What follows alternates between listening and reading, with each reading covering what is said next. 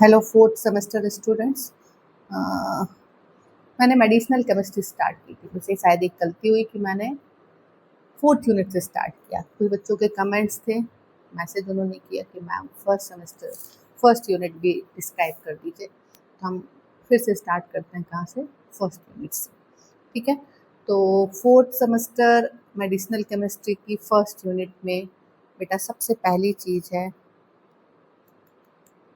Medicam first unit. ठीक है, first तो इसमें तुम्हारे सिलेबस में जो है वो है हिस्ट्री, कैसे ड्रग डिस्कवर हुई, क्या सारी चीज़ें हुई। ठीक, दूसरा इसके बाद तुम्हारे सिलेबस में जो है वो है physico chemical properties in relation to biological action. Second जो है वो है physico chemical properties in relation to biological action.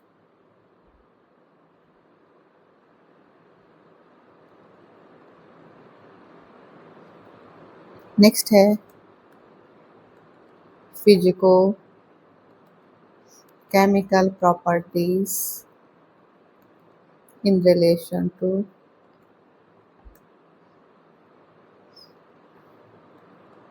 Biological action. ठीक है, अब इसमें कौन कौन सी फिजिको केमिकल प्रॉपर्टीज हमें पढ़ना है। सबसे पहला ionization, second one is the solubility and partition coefficient। Syllabus में अलग से दे रहा है, सॉलिबिलिटी अलग है, पार्टीशन कोफिशिएंट अलग है, लेकिन ये दोनों चीज़ हम एक साथ ही पढ़ेंगे, अलग अलग नहीं होगा। सॉलिबिलिटी लिपिड और वाटर सॉलिबिलिटी, और उसी के रेशियो को हम क्या बोल देते हैं, पार्टीशन कोफिशिएंट बोल देते हैं, है ना। तो ये हम दोनों एक साथ पढ़ेंगे। तीसरा इसके बाद आता है बेटा hydrogen bonding.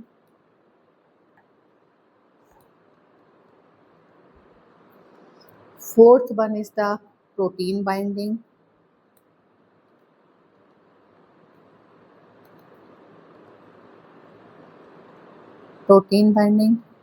Fifth one is the chelation. Sixth one is the bioisosterism. And seventh one is the stereoisomerism. अब स्टीरियोआइसोमेरिज्म जो है दो टाइप की, कौन कौन सी, ऑप्टिकल एंड ज्योमेट्रिकल। ठीक है, इतने फैक्टर्स हैं जो ड्रग के बायोलॉजिकल इफिकेसी को क्या कर रहे हैं, अफेक्ट कर रहे हैं। अब देखो बेटा, पहले ये समझने से पहले हम इन फैक्टर्स का इफेक्ट पढ़े ड्रग की बायोलॉजिकल एफिकेसी पे, हम पहले ये समझें कि ड्रग काम कैसे करती है। ठीक है ना। तो सबसे पहली बात, कोई भी ड्रग हम लेते हैं एक्सेप्ट आईवी रूट से हम ड्रग ले रहे हैं, उसको छोड़ के बाकी हम किसी भी रूट से ड्रग लेंगे तो सबसे पहला स्टेप होता है, क्या होता है, ड्रग सबसे पहले क्या होती है, एब्जॉर्ब होती है। ठीक है, ड्रग को सबसे पहले क्या होना था बेटा, एब्जॉर्प्शन होना होता है उसका। ठीक है, तो ड्रग क्या होगी, एब्जॉर्ब होगी। तो हमने ओरल रूट से ली तो सबसे पहले ड्रग कहाँ पहुँचेगी, इंटेस्टाइनल ट्रैक्ट में, वहाँ से एब्जॉर्ब होगी। इंट्रामस्कुलर इंजेक्शन तो मसल से भी एब्जॉर्ब होकर कहाँ पहुँचना है, ब्लड में पहुँचाना। सबक्यूटेनियस रूट से लेंगे तो भी ड्रग को एब्जॉर्ब होकर फैट टिश्यू से कहाँ जाना है, ब्लड सर्कुलेशन में जाना है। ड्रग काम कब करेगी, जब जो है वो कहाँ पहुँचेगी, ब्लड सर्कुलेशन में पहुँचेगी। ठीक है, तो ड्रग को सबसे पहले कहाँ पहुँचना है, ब्लड सर्कुलेशन में, और ब्लड सर्कुलेशन के लिए सबसे पहला स्टेप क्या होगा, एब्जॉर्प्शन ऑफ ड्रग को क्या होना है, एब्जॉर्प्शन होना है। अब एब्जॉर्प्शन कैसे होता है बेटा, एब्जॉर्प्शन के लिए सबसे पहली बात उसको क्या क्रॉस करना पड़ता है, सेल मेम्ब्रेन या बायोलॉजिकल मेम्ब्रेन जो है, उसको करना होता है क्या, क्रॉस। और हमारी जो बायोलॉजिकल मेम्ब्रेन है बेटा वो किसकी बनी होती है, फॉस्फोलिपिड की बनी होती है।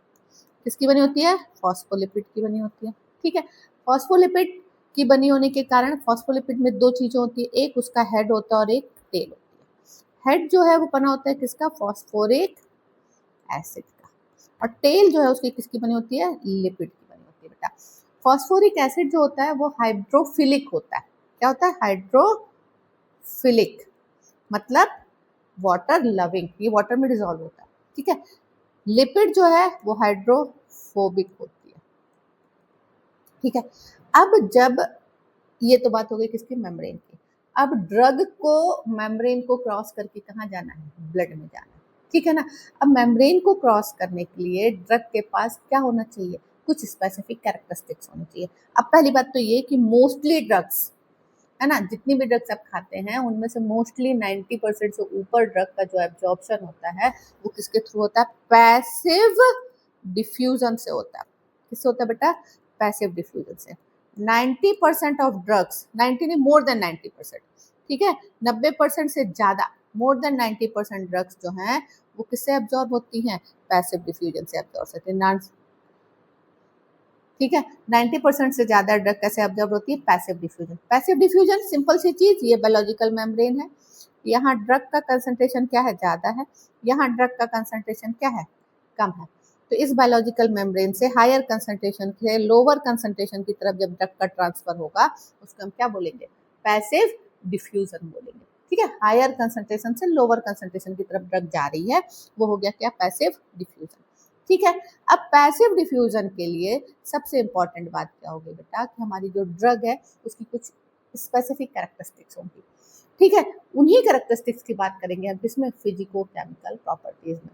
सिंपली यदि हम देखें तो एकदम नॉर्मल सिंपल सी बात को समझते हैं कि कौन सी ड्रग बहुत आसानी से पैसिव डिफ्यूजन के थ्रू एब्जॉर्ब हो जाती है। सबसे पहली बात हमने अभी बताया कि हमारी जो सेल मेम्ब्रेन है वो किसकी बनी है, फॉस्फोलिपिड की बनी है। ठीक है, उसमें दोनों चीजें हैं, वो हाइड्रोफिलिक भी है और हाइड्रोफोबिक भी है। तो ऐसी ड्रग जो हाइड्रोफिलिक भी हो, हाइड्रोफोबिक भी हो, वो वाटर सॉल्युबल भी हो और लिपिड सॉल्युबल भी हो, वो आसानी से क्या हो जाएगी, पैसिव डिफ्यूजन से एब्जॉर्ब हो जाएगी। ठीक है, तो पहली बात, पहली कैरेक्टरिस्टिक्स क्या रिक्वायरमेंट हो गई हमारे एब्जॉर्प्शन होने के लिए, कि drug should have both the characteristics, drug should be hydrophilic and lipophilic, दोनों कैरेक्टरिस्टिक्स होनी चाहिए। ठीक है ना, तो ड्रग शुड बी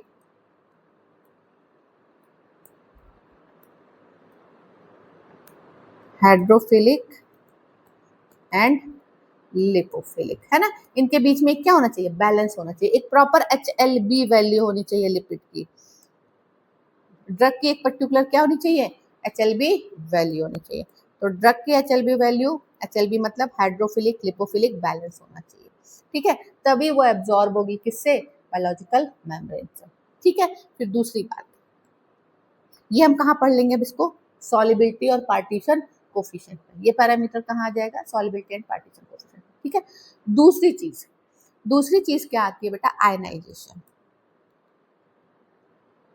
ठीक है, आयनाइजेशन में ये भी एब्जॉर्प्शन को अफेक्ट कर रहा है ना। तो आयनाइजेशन में क्या होता है बेटा, ड्रग जो है ना हमारी, ड्रग का एब्जॉर्प्शन तभी होगा पैसिव डिफ्यूजन से जब वो किस फॉर्म में होगी, अनआयनाइज्ड फॉर्म में होगी। किस फॉर्म में होगी, अनआयनाइज्ड फॉर्म में।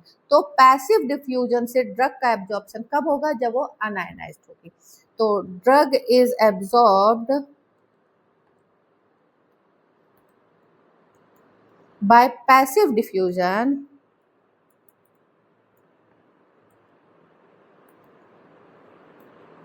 when it is unionized। ठीक है, ड्रग जब अनआयनाइज्ड होगी तभी वो पैसिव डिफ्यूजन से क्या होगी, एब्जॉर्ब होगी। ठीक है, तो ये दो चीजें किसको अफेक्ट कर रही है बेटा, एब्जॉर्प्शन को। दो नहीं, तीन चीजें होगी। क्या क्या हो गया, partition coefficient, solubility and ionization. ठीक है, तो पार्टीशन कोफिशिएंट और सॉल्युबिलिटी जो है वो किसको डिस्क्राइब करे बेटा, हाइड्रोफिलिक लिपोफिलिक बैलेंस को डिस्क्राइब कर रहा है। ठीक है, अब आयनाइजेशन में हमने बताया कि ड्रग जो है वो अनआयनाइज्ड होगी, वही एब्जॉर्ब होने वाली है। ठीक है, तीसरी चीज हाइड्रोजन बॉन्डिंग, ये तीसरा पैरामीटर हमको पढ़ना है, hydrogen bonding.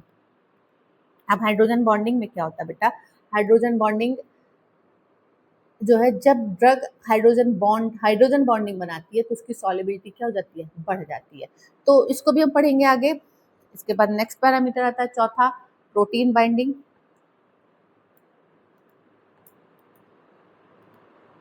Protein binding drug के एब्जॉर्प्शन को अफेक्ट नहीं करता, ये ड्रग के डिस्ट्रीब्यूशन को अफेक्ट करता है। किसको अफेक्ट करता है, डिस्ट्रीब्यूशन को। ड्रग जब ब्लड सर्कुलेशन में पहुंच गई, ठीक है।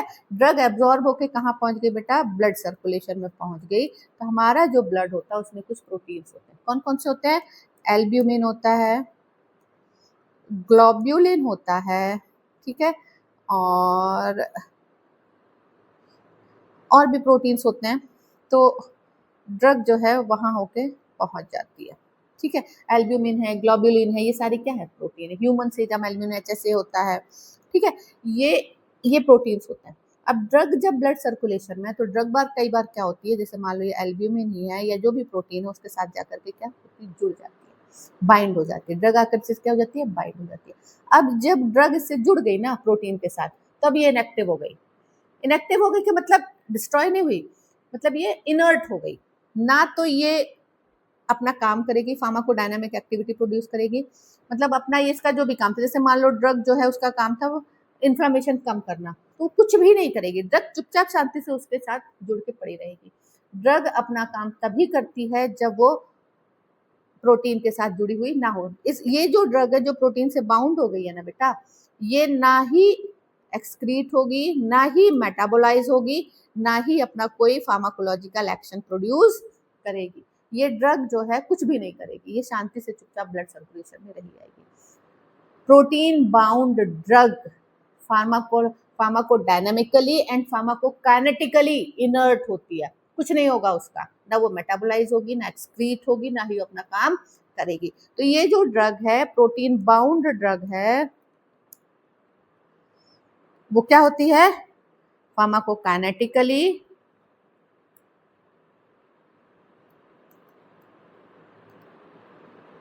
एंड फार्माकोडायनामिकली क्या होती है, इनर्ट होती है, ठीक है। ये फार्माकोकाइनेटिकली और डायनामिकली क्या होगी, इनर्ट होगी। मतलब ना ही इसका डिस्ट्रीब्यूशन, मेटाबॉलिज्म, एक्सक्रीशन कुछ नहीं होगा, ना ही अपना जो इफेक्ट प्रोड्यूस करेगी वो इफेक्ट प्रोड्यूस करेगी, ठीक है। तो ये प्रोटीन बाइंडिंग हमें डिटेल में पढ़नी है, ठीक है। इसके बाद नेक्स्ट आता है चिलेशन,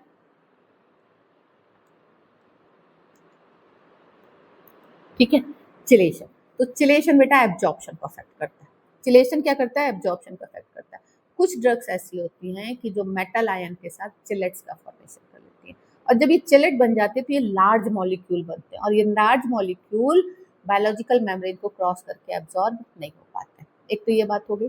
दूसरा, कई बार ड्रग्स जो होती है ना, वो ब्लड सर्कुलेशन में पहुंचने के बाद ब्लड में जो आयन है उनके साथ क्या बनाती हैं, चिलेट बनाती हैं, ठीक है। तो इसका एक सबसे सिंपलेस्ट एग्जांपल है टेट्रासाइक्लिन, ठीक है। टेट्रासाइक्लिन जो है ना, यदि हम इसको मिल्क के साथ ले लें, किसके साथ ले लें, मिल्क के साथ। मिल्क में क्या होता है, कैल्शियम होता है, ठीक है। तो ये टेट्रासाइक्लिन इस कैल्शियम के साथ क्या बना लेती है, चिलेट बना लेती है। ये चिलेट एब्जॉर्ब नहीं होगा, ठीक। तो ये टेट्रासाइक्लिन को मिल्क के साथ नहीं लिया जाता। तो पहली बात ये हो गई, ये चिलेट बना लेती है तो उसका एब्जॉर्प्शन नहीं होता, ठीक है। दूसरी बात ये होती है बेटा कि टेट्रासाइक्लिन को 14 ईयर्स से छोटे बच्चे को नहीं दिया जाता है। 14 ईयर्स से जो छोटे बच्चे होते हैं उनको टेट्रासाइक्लिन नहीं दी जाती है। क्यों नहीं दी जाती है, क्योंकि उनकी ग्रोइंग एज होती है, उनके दांत आते हैं, उनके नखून बढ़ते हैं, सॉरी बोन्स, उनकी ग्रोथ होती रहती है, उन सब में क्या है, कैल्शियम। तो ये टेट्रासाइक्लिन क्या करता है, जो बोन्स और टीथ का जो कैल्शियम है उसके साथ क्या कर लेता है, चिलेट बना लेता है। कैल्शियम ऑफ टीथ, टीथ का कैल्शियम है या बोन्स का कैल्शियम उसके साथ चिलेट बना लेता है, और क्या कर लेता है, टीथ को डिस्कलरेट कर देता है। क्या कर देता है, डिस्कलरेट, डार्क कलर के हो जाते हैं टीथ, इसलिए छोटे बच्चे को टेट्रासाइक्लिन नहीं दी जाती है, ठीक। तो ये क्या हो गया, चिलेशन। तो चिलेशन ने क्या किया बेटा, एब्जॉर्प्शन को भी अफेक्ट किया और अंदर पहुंचने के बाद भी अफेक्ट करता है। तो ये होगी बात, ठीक है। इसके बाद नेक्स्ट आता है स्टीरियो आइसोमेरिज्म।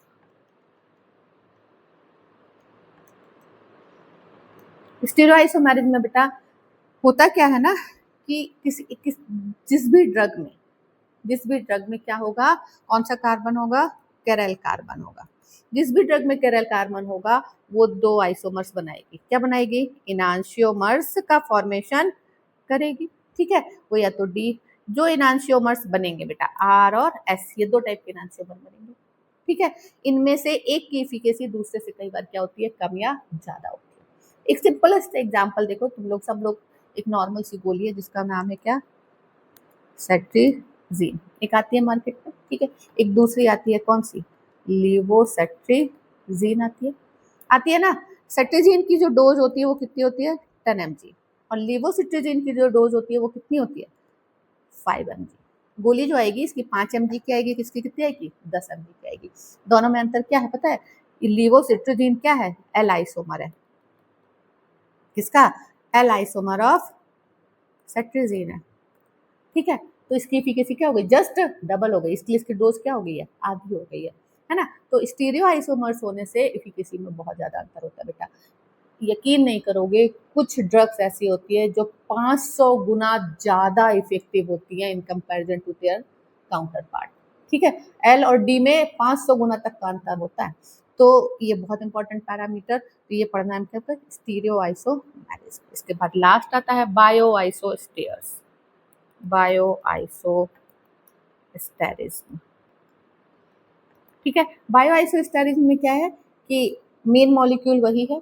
अब जैसे मान लो OH ग्रुप था, OH की जगह हमने क्या लगा दिया, क्लोरीन लगा दिया, ठीक है। एक हमारी रिंग है, उस रिंग सिस्टम में यहाँ क्लोरीन था, क्लोरीन की जगह उसको हटा के हम क्या लगा दें, OH लगा दें या NH2 ग्रुप लगा दें, तो एफिकेसी में क्या अंतर आ रहा है, उसको हम क्या बोलते हैं, बायो आइसोस्टेरिज्म, ठीक है। तो इतने फैक्टर्स हमको स्टडी करने किसके, ड्रग की फिजिको केमिकल प्रॉपर्टी, जो उसकी किसका अफेक्ट कर रही है, ADME एंड इफिकेसी को अफेक्ट कर रही है, ठीक है। तो स्टार्ट करेंगे, सबसे पहले हम किससे करेंगे बेटा, आयोनाइजेशन से। आप सिर्फ आज थोड़ा सा जनरल सा पढ़ाऊंगी, फिर कल इसको प्रॉपर नोट्स के साथ करेंगे हम लोग, ठीक है। आगे इसको प्रॉपर नोट्स के साथ करेंगे, इस वीडियो में सिर्फ जनरल सी चीज। आयोनाइजेशन में बेटा वही मैंने बात बताई। अब देखो इसमें बात को समझना, हमारी जो ड्रग्स होती है ना वो दो होंगी, या तो वो एसिडिक होगी या बेसिक होगी, ठीक है। ड्रग हमारी जो है वो क्या होगी, या तो एसिड होगी या क्या होगी, बेस होगी, है ना। अब ये एसिड है या बेस है, यदि एसिड है तो ये 3 टाइप के एसिड हो जाएंगे, कौन कौन से बेटा, स्ट्रॉन्ग एसिड,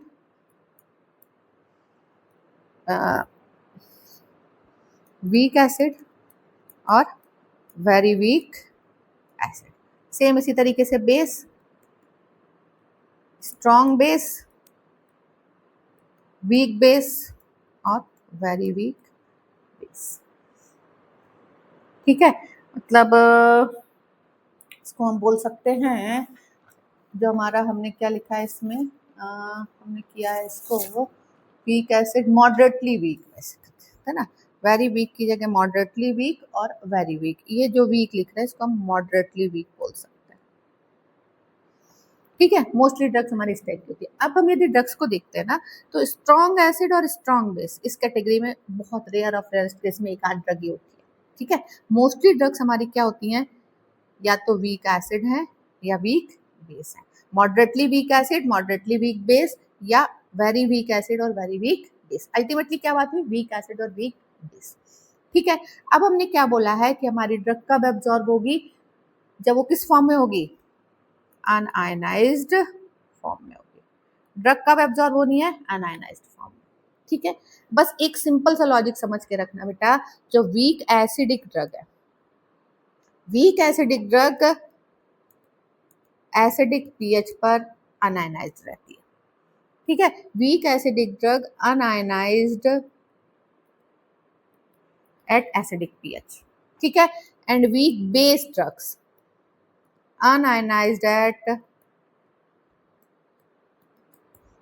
बेसिक पीएच। हमारी जो वीक बेस ड्रग है वो कब अनआयनाइज्ड रहती है, बेसिक पीएच पर, ठीक है। अब इंटेस्टाइनल ट्रैक्ट के पीएच की बात करते हैं, तो कहां से रहता है, 1 to 3 पीएच किसका रहता है, स्टमक का, ठीक है। और इंटेस्टाइन का पीएच कितना होता है, 3 to 8 पीएच रहता है, किसका, इंटेस्टाइन का, ये हमें पता है, ठीक है। अब ये वीक एसिडिक ड्रग अनआयनाइज्ड है किस पीएच पर, एसिडिक पीएच पर। हमने बताया कि वो कब एब्जॉर्ब होगी, जब वो क्या होगी, अनआयनाइज्ड। तो एसिडिक ड्रग कहां से एब्जॉर्ब होगी, स्टमक से, क्योंकि स्टमक का पीएच क्या है, एसिडिक है, ठीक है।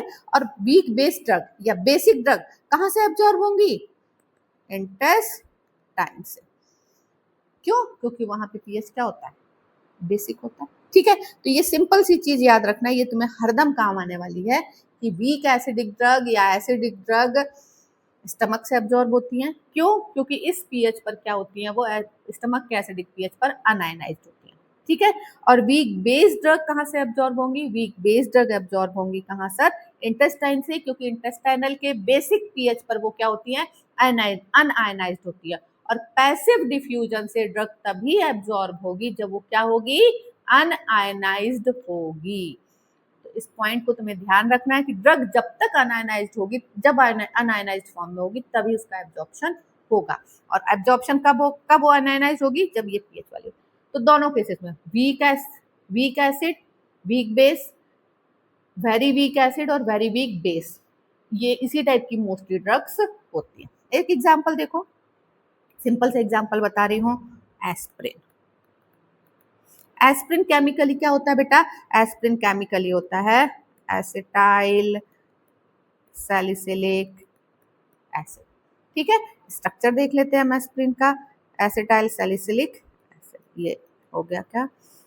ओ CH3, ये हो गया कौन? एस्प्रिन। ठीक है, अब एस्प्रिन का देखो,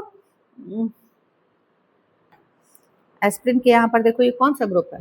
एसिडिक ग्रुप है। ठीक, तो ये क्या हो गया?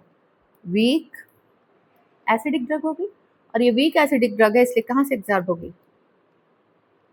स्टमक से। क्यों? क्योंकि इसी पीएच पे क्या होगी? ये अनआयनाइज्ड होगी। ठीक है, यही हमें समझना है? आज मैंने नोट्स नहीं बनवाए आपसे, बस एक बेसिक कॉन्सेप्ट समझाया है। तो यदि आप इतना भी समझ जाते हैं ना, तो बहुत बहुत आसानी से आप किसको लिख लोगे? आयोनाइजेशन को लिख लोगे। ठीक है, तो ये बेसिक मैंने समझाया। इसके बाद नेक्स्ट बेटा थर्ड टॉपिक जो तुम्हारे सिलेबस में आ जाता है इसी के, वो आ जाता है क्या? Phase 1 and phase 2 metabolism, drug metabolism. अब ये जितने भी फैक्टर्स मैंने ऊपर से बताया ना, जो फैक्टर्स अफेक्ट कर रहे हैं एब्जॉर्प्शन को, वो 2 या 3 फैक्टर हर साल एग्जाम में आते हैं। 2 या 3 फैक्टर हर साल में एग्जाम आते हैं। कभी प्रोटीन बाइंडिंग और बायोआइसोस्टेरिन में आ जाएगा, कभी आयनाइजेशन और पार्टीशन कोफिशिएंट आ जाएगा, कभी प्रोटीन बाइंडिंग और हाइड्रोजन बॉन्डिंग आ जाएगी। ठीक है ना? तो ये तो एग्जाम में आने ही आने हैं। तो ये 6-7 फैक्टर जितने हैं, ये सब का हम डिटेल करेंगे और प्रॉपर कॉन्सेप्ट समझेंगे। ठीक है, नेक्स्ट इसके बाद ड्रग मेटाबॉलिज्म। ड्रग मेटाबॉलिज्म में 2 फेजेस हैं बेटा, फेज 1 और फेज 2। और ये जो फेज 1 और फेज 2 है ड्रग मेटाबॉलिज्म का, ये दोनों ही एग्जाम में आते हैं। कभी फेज 1 पूछ लेता है, कभी फेज 2 पूछ लेता है, और कभी कभी नाम से पूछता है। फेज 2 को क्या बोलते हैं? कॉन्जुगेशन। तो कभी कभी नाम से पूछता है, तो कभी सिलेबस उठा, क्वेश्चन पेपर पुराने देखना उसमें, तो ये अलग से डिटेल में आता है। ठीक है, तो फेज 1 फेज 2 हम करेंगे। और लास्ट में इसमें बेटा factors affecting drug metabolism including stereochemical aspect. Phase 1 और फेज 2 हो गया। इसके बाद इसमें आता है इसी के मेटाबॉलिज्म के क्या पढ़ना है इनको? स्टीरियोकेमिकल एस्पेक्ट्स पढ़ने, किसके? मेटाबॉलिज्म के। ये भी एग्जाम में आता है कभी कभी, है ना? तो ये सारे पॉइंट्स हम एक एक करके कवर करेंगे। आज हमने सिर्फ जनरलाइज्ड एक ओवरव्यू दिया है पूरी यूनिट का। कल स्टार्ट करेंगे किससे हम? कल नहीं, सॉरी, मतलब नेक्स्ट वीडियो जो आएगा उसमें हम स्टार्ट करेंगे किससे? आयोनाइजेशन से। आप लोगों को कोई और स्पेसिफिक टॉपिक है, कोई इन्फॉर्मेशन और चाहिए तो आप कमेंट करें, मैं बता सकती हूँ आपको, उसको अगले वीडियो में कंसीडर कर लेंगे। ठीक है, ओके।